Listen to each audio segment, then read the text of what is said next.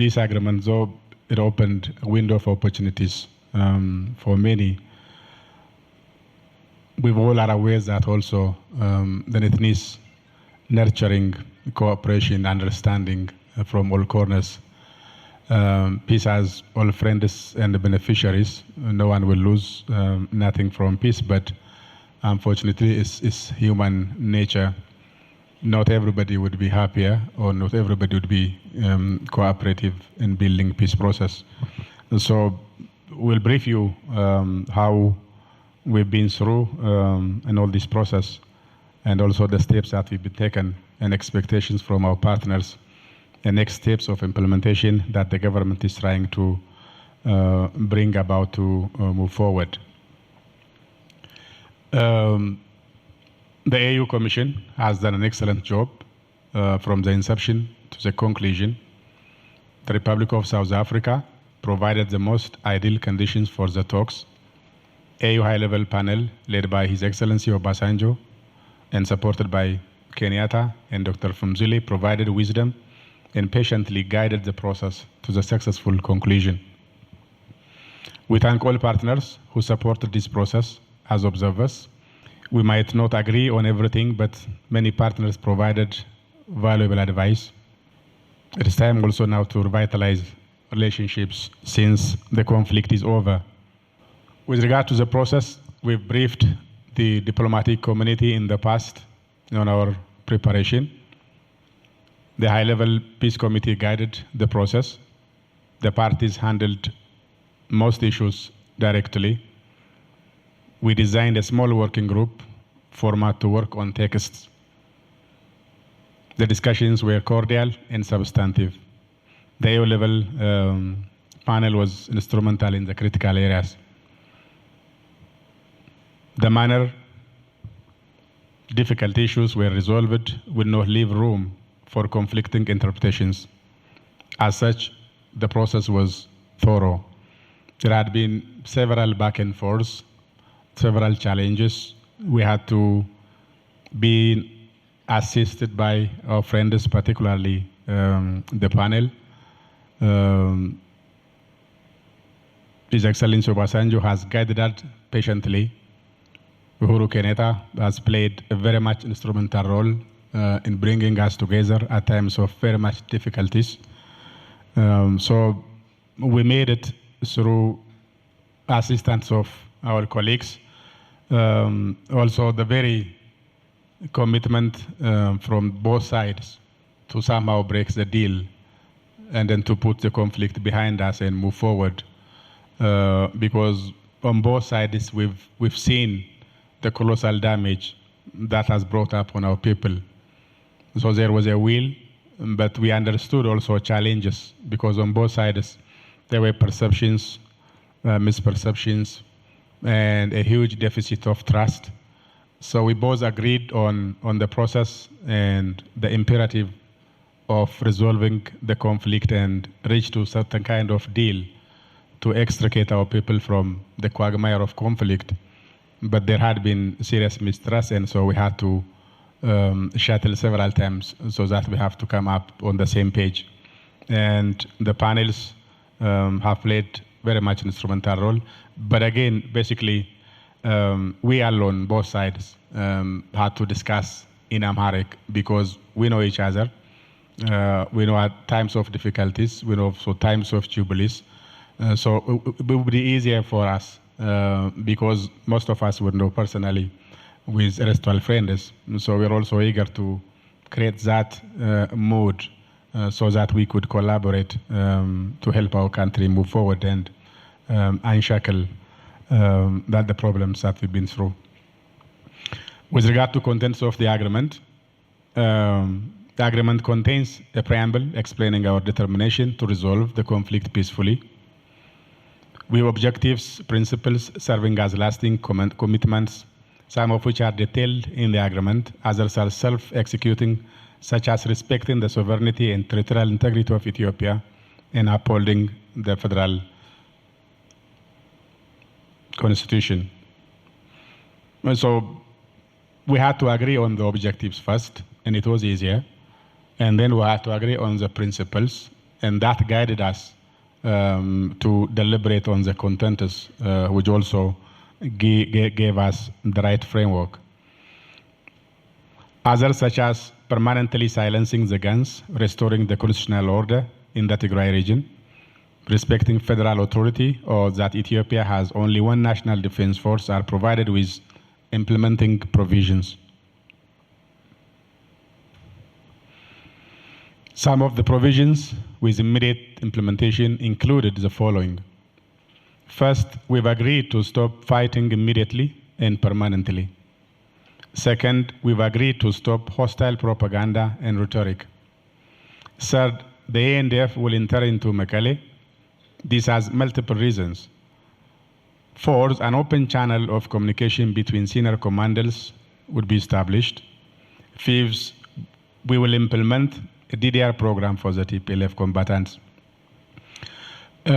With regard to stop fighting immediately and permanently, the word is ceasefire, stop cessation of hostilities.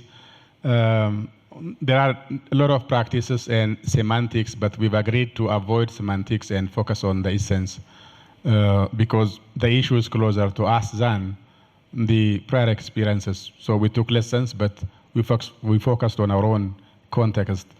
So that's why in some corners, the issue was bandied as first cessation of hostilities, then to work on the permanent ceasefire. But for us, that would entail having a luxury of time.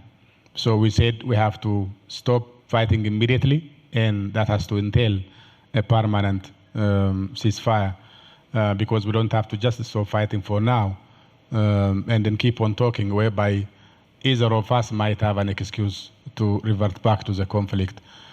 So everything has to be concluded then. That's why it took us more than a week. So that has to be dealt with, and I think it was to the best interest of both sides, particularly the people on the ground who've been undergoing the challenges and sustained colossal damage.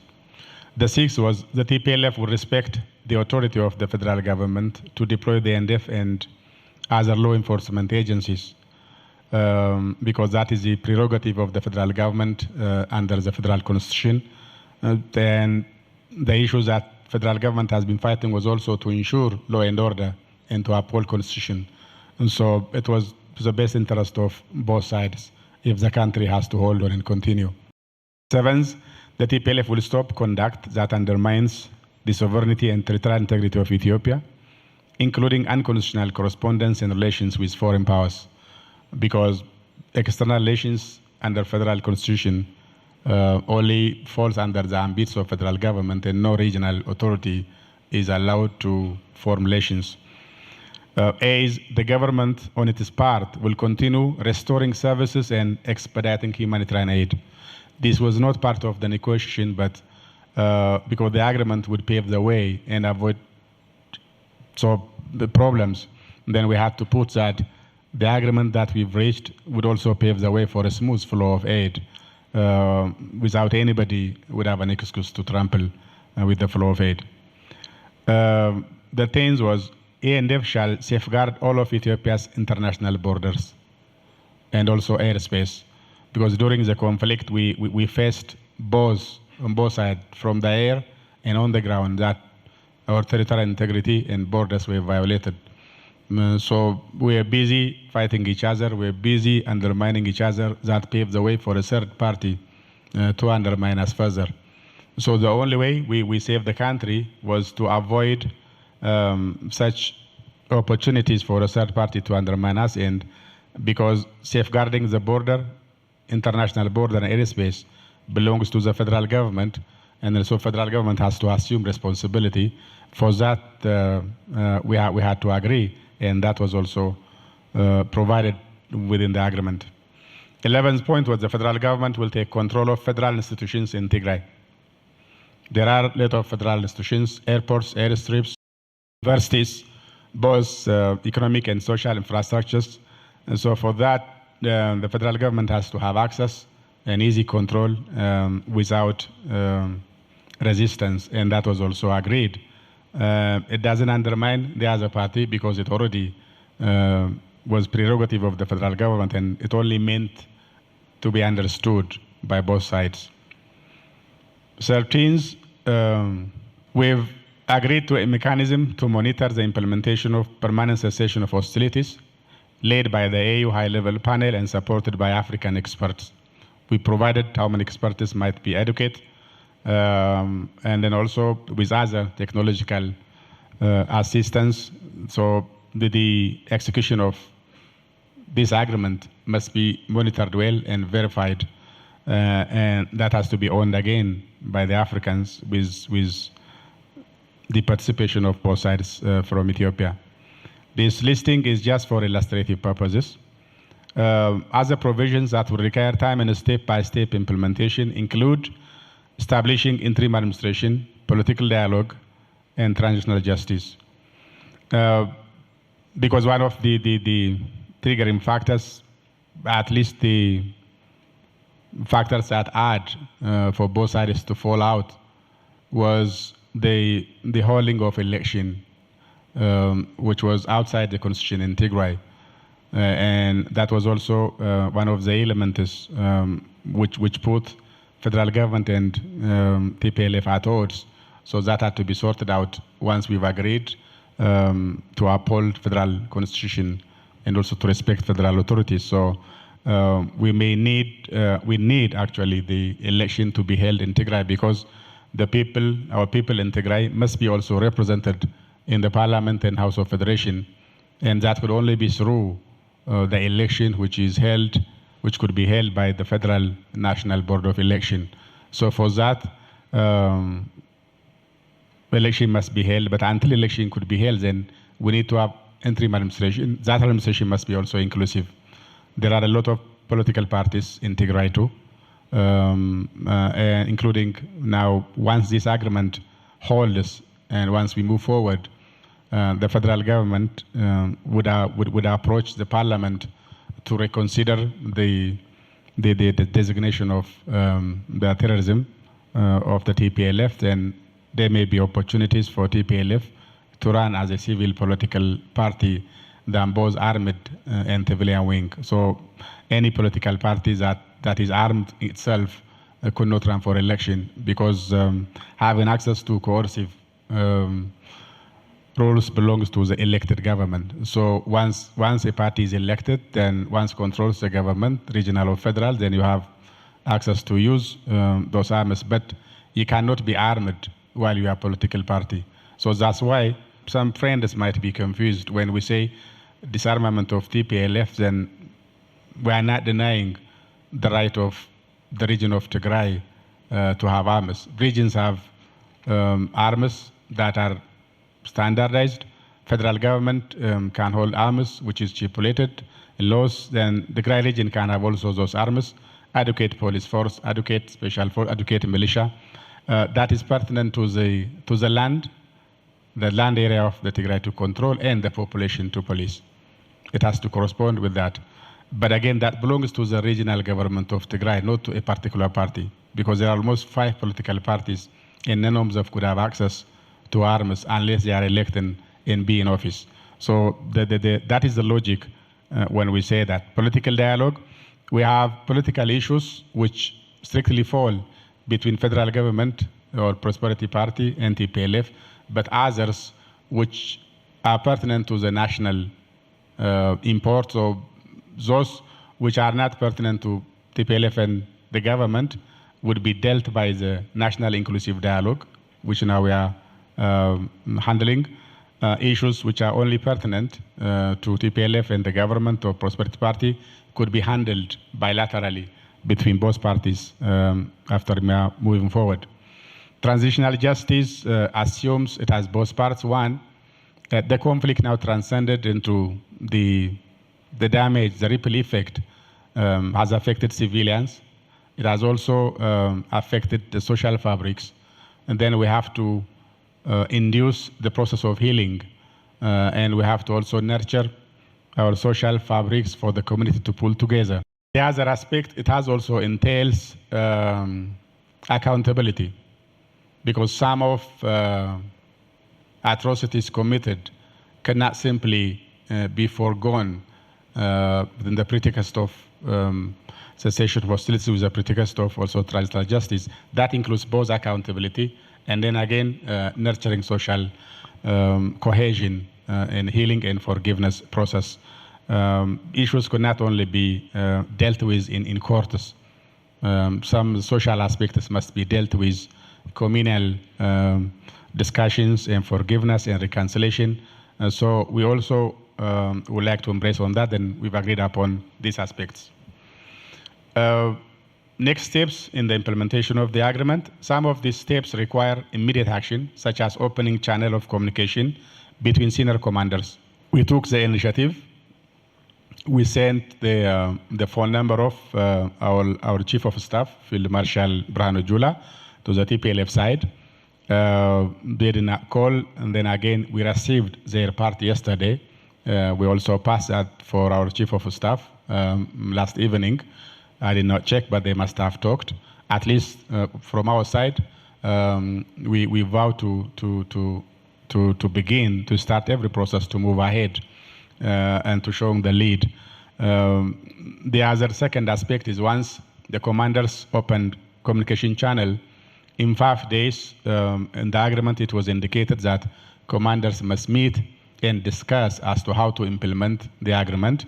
Now, where we are going to head to Nairobi as of tomorrow, and both commanders will meet in Nairobi on Monday. Then they will sort out the agreement which is indicated to be dealt with by the fighting forces, particularly in the armed areas. For other activities such as DDR, we've included maximum times limit, outer bound for heavy weapons, disarmament and light weapons for the TPLF combatants.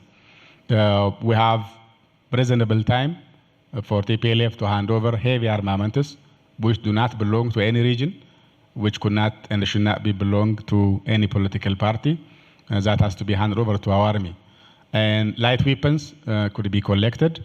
The amount adequate for Tigray region will remain there and to be handed over for the government, which would be formed first transitional administration, and then for the permanent Tigray regional administration after the election under the constitutional manner could be held.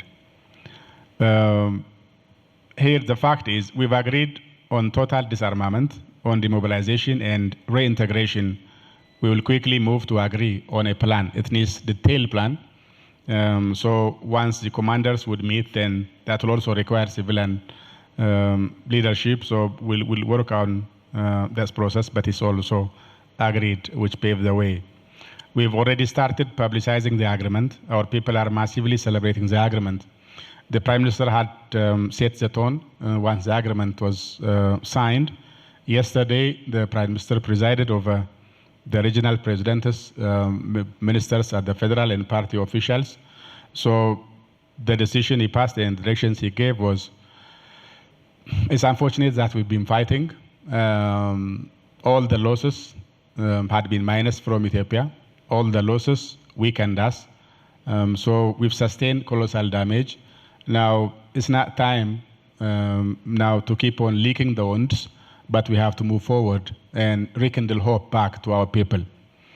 For that, regions have vowed to solicit resources from their own to assist areas which are afflicted by the conflict, both in the Amhara-Afar region and particularly also in Tigray region, because most of the conflict was being run there, even though parts of Amhara and parts of Afar region have been affected. Of course, areas which have been affected by the conflict are many. We have in Gambela, we have in Benshangul, we have in Oromia region. So those regions could at least be better off on their own, though they also need some assistance from our partners, federal government. But now, as a basis to also rekindle hope and also reignite that social bond, regions would solicit resources to go and help the people in Tigray. That also reconnects the social fabrics. Again, federal government would do its best to solicit resources. Our partners would also be encouraged now to move in, because I think that I had the estimate yesterday from our finance minister.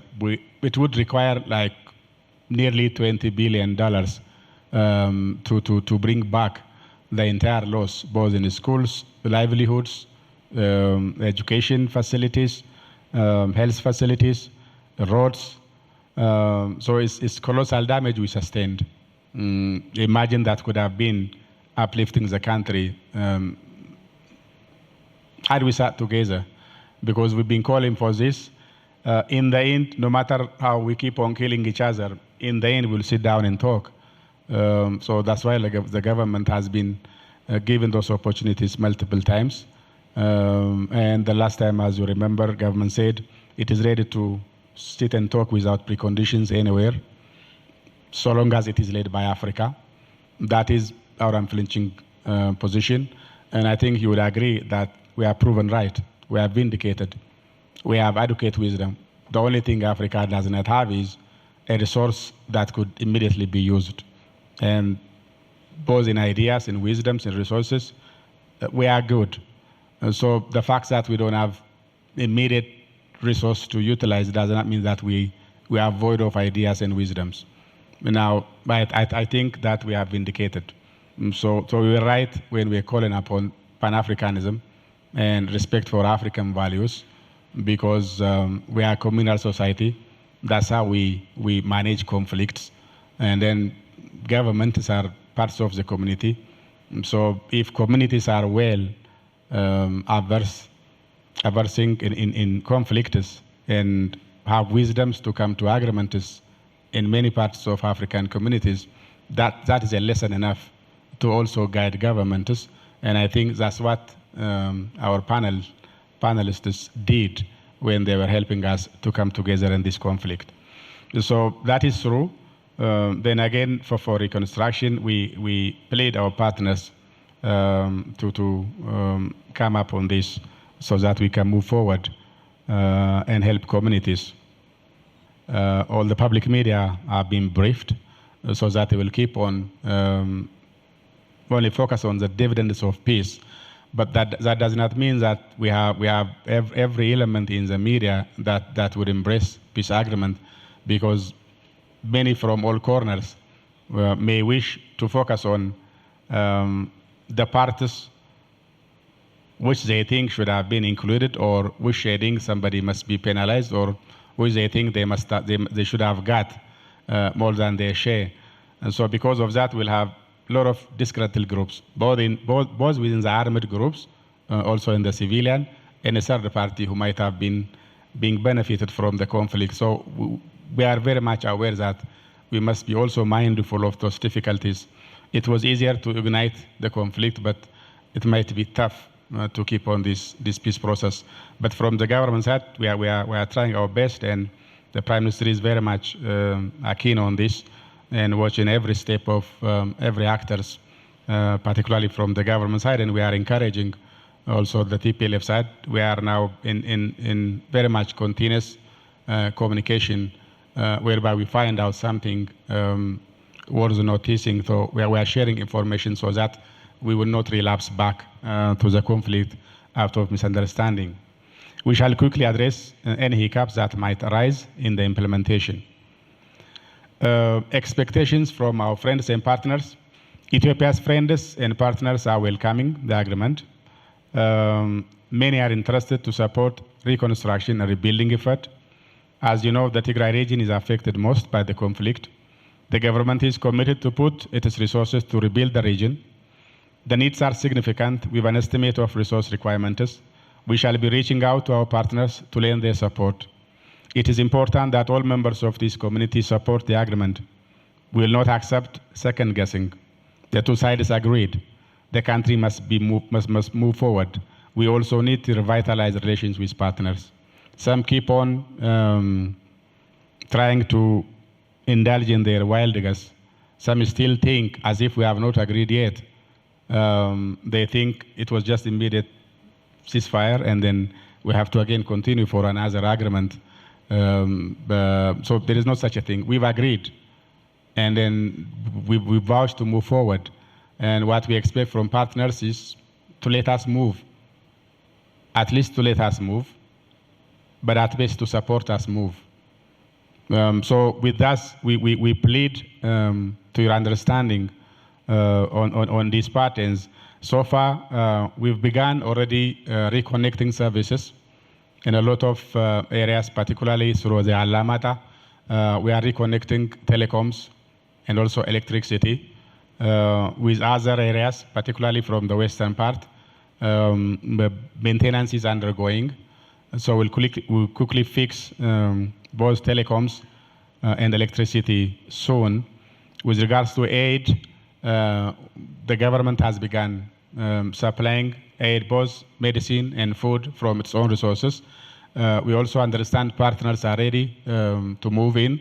The only hiccups we have is, though the agreement is now reached, it is still risky to allow flights until commanders would meet and assess the situation. Bad apples could be in our force, bad apples could be in the TPLF force. We don't know who might want to scuttle this agreement. So it might not be the government, it might not be TPLF as a leadership, but we may have disgruntled elements from both sides. And we may also have a third party which may not be interested in this peace process. So for now, until the commanders will assess next week and the situation whether it is safe to allow flights, if both commanders from both TPLF and government would agree, then we'll notify for our partners to begin flying. But through ground, the Afar route would still be quickly assessed, and then we allow the aid to move in. But with the areas that still federal government defense forces have now controlled, aid is flowing, and that could be intensified. As per the agreement, if the commanders would agree on the timeline and planning, once the federal government would control the airports, also navigation system, and the airspace fully, then we will allow the aid to flow both on the ground and from the air. So the entire Tigrayan region would be accessible for aid, because then we'll find out, the commanders will find out a way to collaborate even before the total disarmament and handing off areas would be completed. These are the fundamental pointers. Thank you very much for you listening. I'd like, first of all, to congratulate the government of Ethiopia for taking responsibility to actually mitigate the tension, the conflict, for fostering dialogue that has resulted in the peace agreement. So thank you very much. And we also thank God, because we've been praying for Ethiopia. I think it was Kwame Nkrumah who once said that Ethiopia shall stretch forth her hands and Africa shall be safe. Ethiopia is a role model in Africa, and Africa cannot afford to see Ethiopia embroiled in conflict. As regards the peace agreement, you mentioned that some of the provisions, the listings, are just for illustrative purpose. But thinking, aloud, as you made the presentation, I was wondering whether a mistake that has been made in most peace agreements has not been repeated in this one.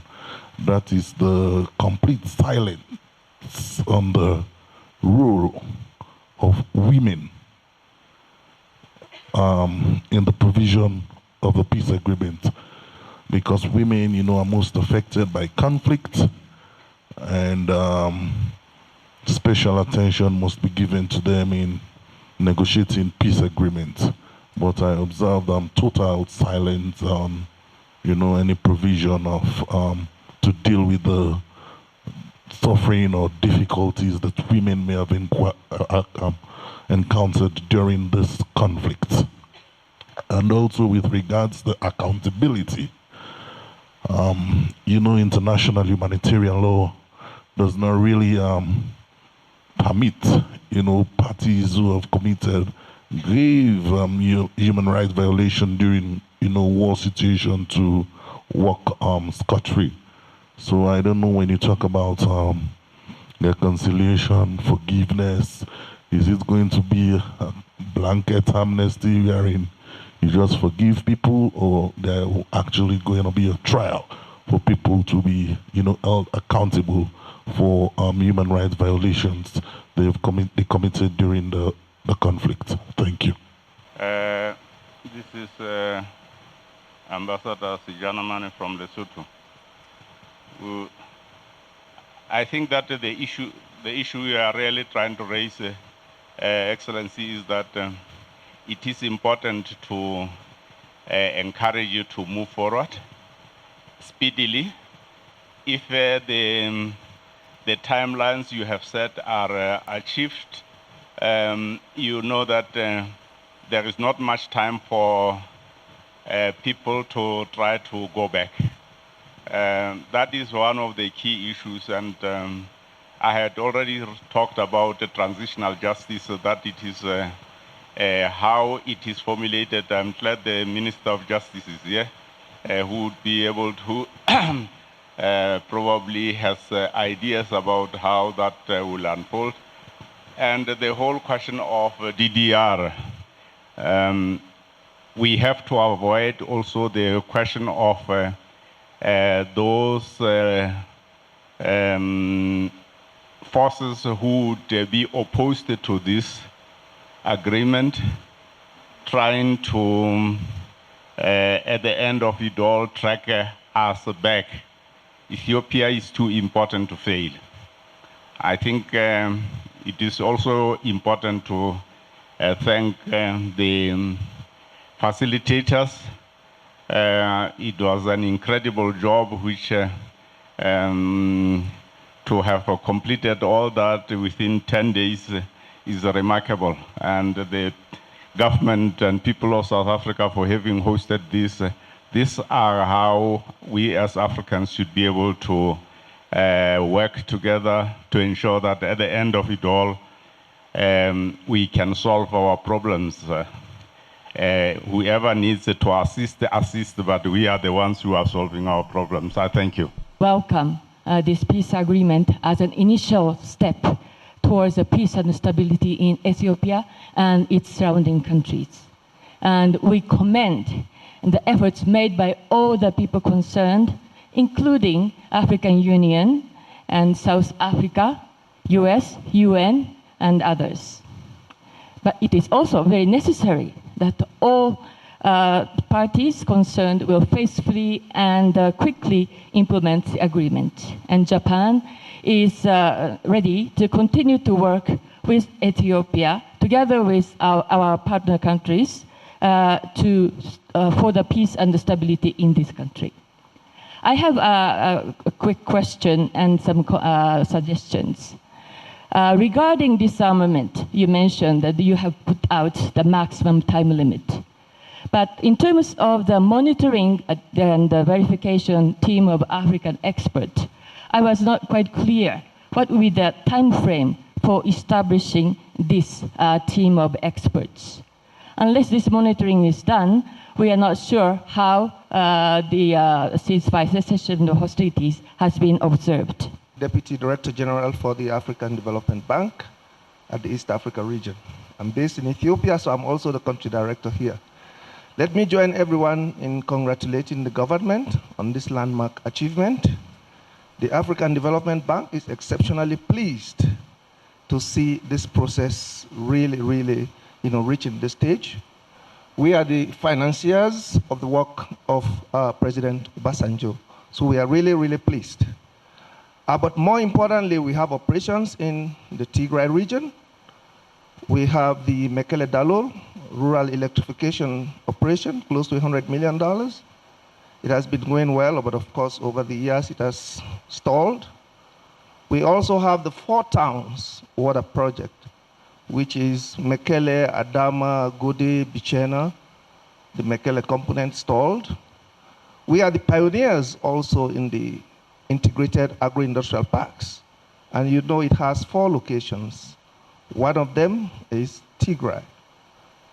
2 years ago, we approved close to $100 million. So we are really very pleased, and we are looking forward very much to the time when we'll be able to enter this region and see our operations. Thank you. I'm Shazab Abbas, Ambassador of Pakistan. On my own behalf and on behalf of the people of Pakistan, 220 million people, and the government of Pakistan, I wish to extend my congratulations on this landmark achievement in signing the agreement between the two parties. I would personally appreciate the efforts of His Excellency Mr. Rizwan Hussain for conducting this entire negotiation and led the country to a successful conclusion. Prime Minister Abiy Ahmed deserves a lot of appreciation, and please convey our good wishes to him. On the details of the agreement, as it has not yet been revealed to the public, I would request that this should be an official copy of the agreement should be provided to us so that we can convey it to our government accordingly. And secondly, the most important is the component of reconstruction of Tigray. And I believe that we have, Pakistan have been to this process, and we believe that we as a developing partner, as a strong bilateral partner with Ethiopia, Pakistan would wish to contribute in the development of the reconstruction and redevelopment of Tigray region. I think that the government of Ethiopia would provide some details that which kind of a support and assistance would immediately be required for that purpose. Pakistan would welcome that and looking forward to have more closer partnership with Ethiopia. Thank you. In relation to the role of women in the peace process, as well as provisions and clauses required to address the gender aspect of this conflict, I would call your attention to Article 4 of the agreement, which talks about protection of civilians and directly addresses this issue. So this is something that both parties have agreed upon, the protection of civilians, particularly vulnerable groups, and there is a clear language that addresses this issue. When it comes to transitional justice, I mean, the agreement clearly stipulates that the transitional justice policy that would be adapted and that would be implemented should comply with the African Union transitional justice policy framework.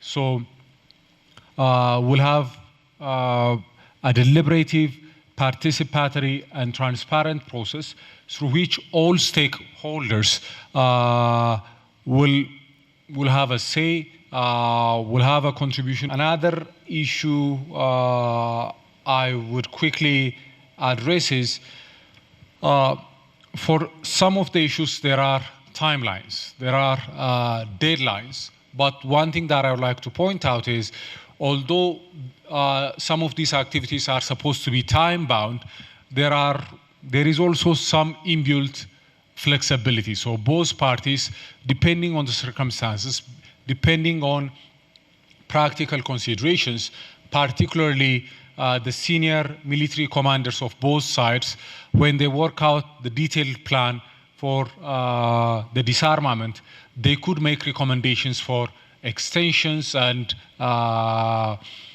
if the activity requires an extension, both parties could agree for an extension. So it is time-bound, there are deadlines, but these deadlines could be extended based on the recommendation of the senior commanders and the endorsement of the political leadership on both sides. But there are also activities that are indicated in this agreement for which we have not stipulated deadlines. What that implies is we will accomplish these tasks as quickly as possible. Some of these activities, some of these tasks are activities that we have already started. These are activities that we have already that are underway. So when it comes to restoration of services, when it comes to humanitarian aid, as far as these issues are concerned, sometimes when you put a deadline, if you say 1 month or 2 weeks, there is a tendency in some agencies, okay, I have 2 weeks, I could accomplish it. If I accomplish it at the end of the second week, then I have made the deadline. But for these issues, we don't want that kind of mentality to delay the implementation. As soon as the senior military commanders work out some of the security details, as soon as there is a more enabling environment, we'll do everything within our power to ensure that services will be restored as quickly as humanly possible. So that's one of the reasons why we have not provided deadlines.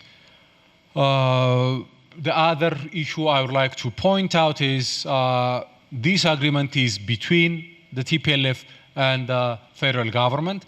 However, there are clear provisions prohibiting the cessation of hostilities provision under the agreement. Clearly provides that indirect or covert activities through any proxy to destabilize the other party is prohibited. So it's not just fighting in outright direct confrontation that is prohibited, but hostilities and violence indirectly through proxies, through other subversive groups is also prohibited. So that's something that I would like to underline. So these are the points that I wanted to address. Thank you. So augment my colleague with some of the issues. With regards to services is not something that is put on the ice. It is being constructed. That's where we've access. We've reconnected telecoms, we've reconnected energy, and then roads will be built. On the other areas, maintenance is underway. We hope we'll finish it. So it's not something that we put on the agreement so that we'll agree on how to resume it. It's been ongoing. We're suggesting on the areas whereby federal government did not have access, now after the agreement and as of next week, so the commanders will come up with the details of security issues and then we'll move on. So it's not something that is put to be done in the future. It's an ongoing process. With the issue of the official copy, we made it public. It's on my Twitter account, and I think Minister of Foreign Affairs have also shared it, because we had a lot of draft documents, and there were multiple back and forths.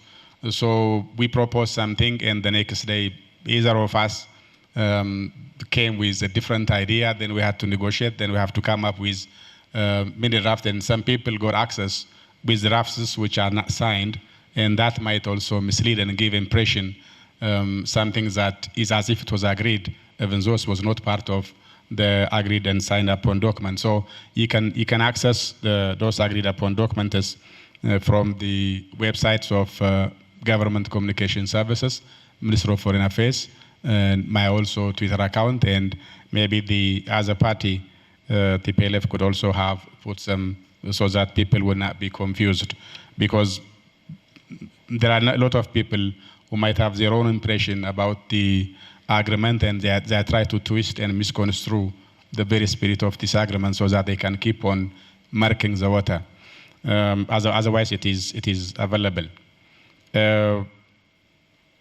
Removing the cash and the aid is still flowing on the areas that our defense forces have access. And when our defense forces have been moving, we also had police force and civil administration. The difficulty was on the areas where there was intense fighting, it was not physically possible. The other difference, as you might notice, was because we had a complaint as a government, aid was being siphoned to rearm and also to feed combatants and the very needy people. So one of the requests was federal government should also have presence in the aid, because we have to make sure it should not be left for one party to just deal with everything. Our aid agencies, our aid partners, and government itself has to be there to make sure that those hungry are fed than is used to prolong the conflict. So that was the request. Now we've read agreement, and then government will have access as of next week in all areas. Maybe in some areas they may come up with a mechanism whereby they can divide roles, share roles as to which areas to be handled by either party, and then we'll come up with a detailed plan as to how to reach to the people for the aid. Otherwise, we've been in serious contact with WFP, USAID, and other partners. Until that happens, we are sending our own resources, particularly medicine and food, in the areas where our defense forces have access, like all the way to Aksum, Shire, and from here all the way to Alamada, aid is going. The problem is near Mekelle and beyond Mekelle. Now that could also be accessed very well, and then we'll coordinate to make sure that every people there which have been affected by the conflict would have access food and aid without strings attached. That was also the conflict that we were making. You don't have to be forced to give something so that you can get the aid. Now every area would be free, and all the actors could witness.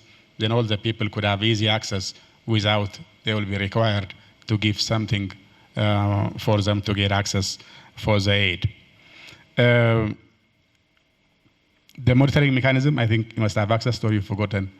The monitoring, we've indicated for monitoring and verification, it is indicated in the agreement.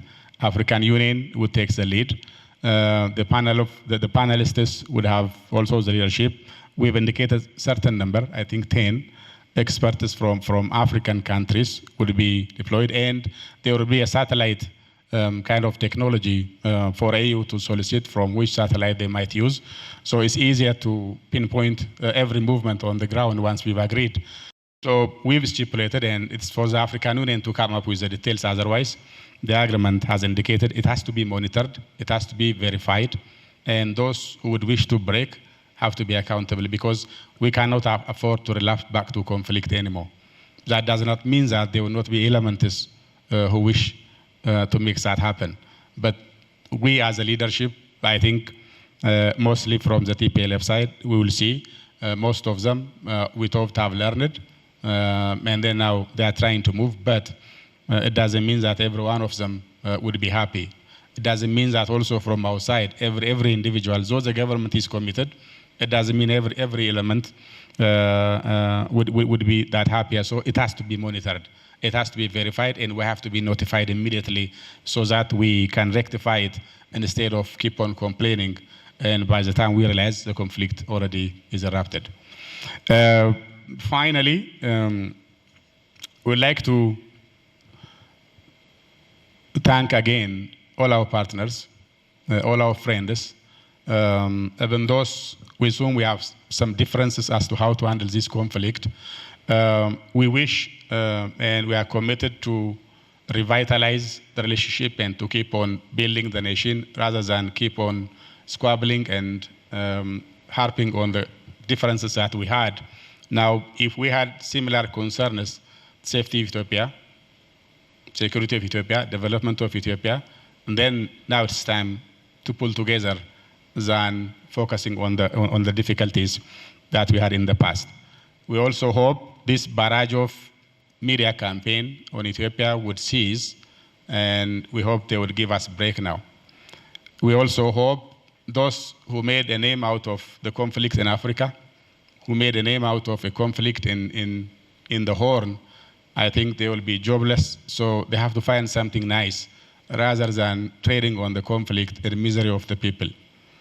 We also hope that we will not be called in the Security Council for difficulties, but will be called on the areas where we cooperate to bring peace not only in Ethiopia, but also elsewhere, as we used to do it before. So the assistance was good in many parties. Those who helped us in Geneva, in Security Council, also in African Union, thank you for understanding our difficulties. And thank you also for standing by. Even those whom we have differences with, we share some of their concerns. We only had disagreement with the context and the dynamics. Otherwise, the concern is appreciated. And now it is time that we have to move forward assisting each other. So it's time for us to embrace. USA has been instrumental in this, to bringing TPLF, to convince TPLF, to pressurizing TPLF to come to the table in multiple times, and also all the way to South Africa. With that also, we are grateful. With our choices of observers, we had very strong belief that Africa can handle it. And then the other aspect was it has to be multilateral, IGAD and UN. Those are, Ethiopia has a membership, and they can demand assistance from them. The rest, we were afraid we'll end up listing a number of countries than with the contenders and the negotiators. So that's why we do not wish to involve individual countries, but so if you keep on bringing one country, then the other will continue. If you begin that, we'll end up like tens of 20, 30, 40 partner countries. So it will not be proper to invite one and deny the other. With EU, we understand we have to make clear that we still have to continue our strategic partnership. It has to do with an individual who was leading the international relationship. Otherwise, with the development aspect, we are okay, we are fine. We are grateful for that. But with regard to the international aspect, it's only one individual. We still keep on second-guessing this agreement, but still we appreciate the EU statement. Still we have to continue. We are very much grateful that the assistance will continue. We are very much grateful and hopeful that our strategic partnership will continue on that line, and we also would like to iron out some of the differences we had on this line. Otherwise, European Union has also been with us on several occasions all the way through, particularly the development aspect, and it's not because we don't appreciate the assistance. It's because we were very much committed that this negotiation had to be successful. So we did not want to bring individuals with vested interests. We are also happier with the special envoy, Annette Weber. Nothing to do with her. She was great. Her effort was appreciated. It's only some differences from her back. It might be beyond her capacity to positively contribute on the process, and also our commitment to remain with the IGAD and UN that we focused on that line. Otherwise, we are very much grateful for all you, and thank you very much.